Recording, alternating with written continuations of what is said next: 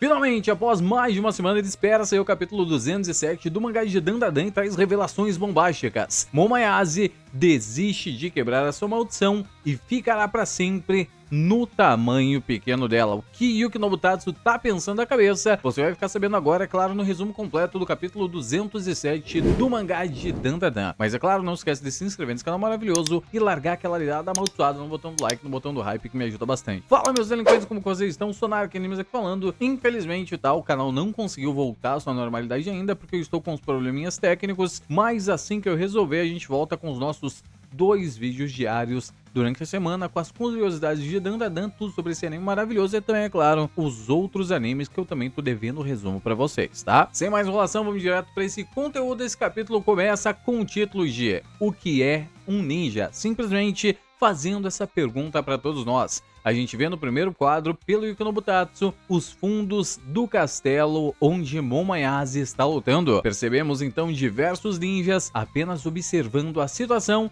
e de repente um deles é arremessado para longe com um ataque. A gente nota que o local está completamente escuro e um a um todos, literalmente todos os ninjas, são completamente derrubados. É uma velocidade absurda, dá pra se considerar, mas é que tá tudo escuro, a gente não consegue ver bem as cenas também. Se aproximando um pouco mais, a gente percebe que o líder dos ninjas de dentro do castelo, o Camaleão, fica se perguntando o que diabos está acontecendo. A gente nota que ele está utilizando o seu poder de se camuflar para se esconder atrás de um dos pilares do ritual Hitobashira, ritual esse conhecido na mitologia por transformar humanos em pilares. Ele continua falando em seus pensamentos enquanto está extremamente nervoso. Não poder ver o inimigo, isso é injusto demais. Eu sou um ninja espacial. Como ela consegue se esconder melhor que eu, que sou um reptiliano?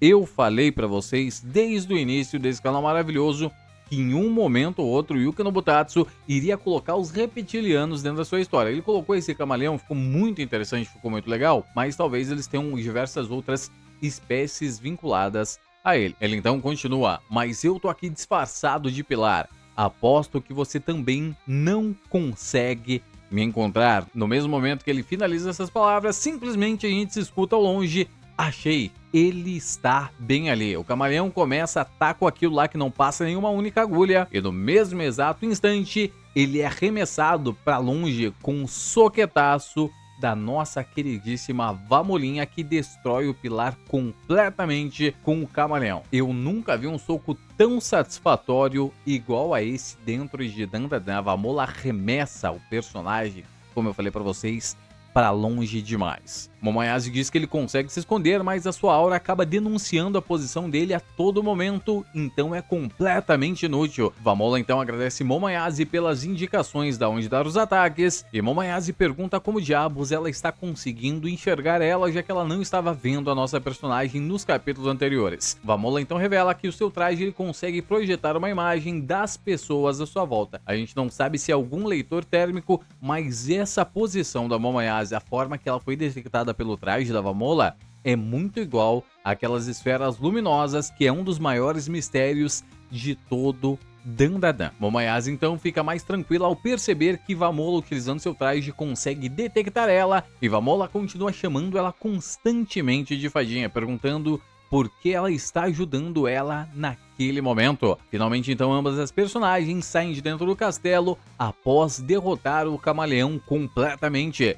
Vemos Momoyase indo em direção a Didi, dizendo que precisam voltar ao santuário o mais rápido possível, senão não vai dar tempo para realizar o ritual e desfazer a maldição. Como eu falei para vocês, tá? Esse ritual de Momoyase é um ritual que eles precisam fazer o mais rápido possível dentro do horário do boi. Eles têm um período da meia-noite às 3 horas da manhã. Momoyase já tinha chegado lá perto das 11h30 da noite, então eles tinham apenas uns 30 minutos para iniciar o ritual, no máximo até as 3 horas da madrugada. E o Yuki Nobutatsu está sempre dando essa indicação que o tempo está passando, só que as coisas estão se complicando ainda mais. Nós vemos então que finalmente Vamola, após percorrer uma enorme distância, se aproxima do carro onde está Didi, e Momoyase diz: ué, eles estão ali? Didi olha para trás, percebe Momoyase dizendo que eles estavam demorando um pouco demais, e nossa personagem diz: espera aí, o olho maligno voltou a ser o Didi, e por que diabos ele tá todo peladão. Até que finalmente Momoyase percebe Seiko nos braços de Didi, completamente derrotada. Ela monta uma cara de espanto e a personagem o mais rápido possível salta em direção à sua avó enquanto Didi pede ajuda para abrir a porta do táxi. Com muita dificuldade, ele vai colocando ela lentamente no banco de trás e Momoyase começa a chorar ao se aproximar da sua avó completamente ferida. Didi diz para Momoyase que Seiko recebeu diversos ataques na sua costela que já estava quebrada. Ele consegue utilizar o seu Ki para aliviar a dor que ela está sentindo no momento, mas não faz a mínima ideia de como as coisas estão por dentro de Seiko Ayase. Momo começa a chorar por mais alguns instantes e com muita dificuldade, nossa queridíssima Seiko Ayase diz: Momo, vá logo pro santuário, não temos mais tempo. Momoyase diz que ela não precisa mais se esforçar para falar e no mesmo exato momento, um gigantesco terremoto começa. Percebemos todos os personagens completamente assustados e Momoyase pergunta: o que diabos está acontecendo agora? Ouvimos somente uma voz gigantesca ecoando de dentro do castelo: não vou perdoar, vocês acabaram com o meu orgulho ninja espacial. Não ousem ser ninjas melhores que eu. Vamola aponta em direção ao castelo, todos ficam com maior cara de espanto e como eu sempre falo pra vocês, Yuki Nobutatsu fez mais um painel maravilhoso, um sapo gigantesco em formato de castelo, é a cara do Gamabunta, só que em formato de castelo, com diversos ninjas explosivos naquelas pipas que tem em Sekiro, apenas esperando para atacar todos os nossos personagens. Cara, é um painel completamente bonito, é completamente surreal, mas ficou maravilhoso. A gente pega bem a essência de Naruto, tá? Vou ser bem sincero com vocês, literalmente é o Gamabunta, só que com um designer muito dandadan. É maravilhoso esse painel. Vamos lá, olha para aquilo dizendo que é completamente gigantesco e Didi pergunta: o que diabos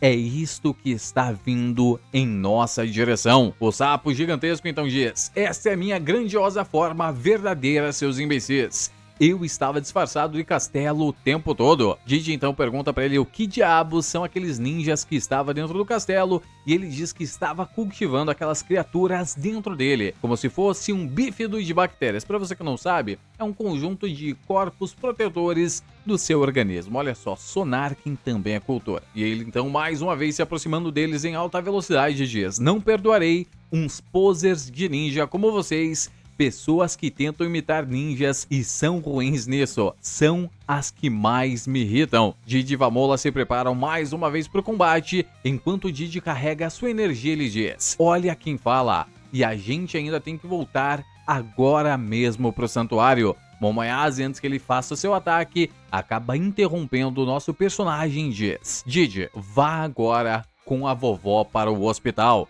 A gente percebe que ela está extremamente séria enquanto diz isto, finalmente dando a sua decisão: vou desistir de desfazer a maldição. Mais importante que isso é salvar a vovó. Didi olha aquilo sem entender nada, pergunta se ela tem certeza do que ela tá falando, que todos vão acabar esquecendo ela, e ela diz que isso já não importa mais, que a única coisa que ela quer é aliviar a dor que a sua avó está sentindo nesse momento. Ela então dá mais uma encarada olhando em direção a Seiko Ayase e diz: me desculpe, vovó, as coisas ficaram assim apenas por minha culpa. Vamos conversar de novo, se você se lembrar de mim. Ela então subitamente salta do corpo caído da sua avó e se arremessa em direção ao castelo, gritando pro Didi apenas cuidar da sua avó. E é claro, né, não podemos perder aqueles momentos maravilhosos de lembrança da personagem constantemente chorando enquanto pensa em Seiko Ayase. E o capítulo se encerra exatamente aí, com Momoyase utilizando seus poderes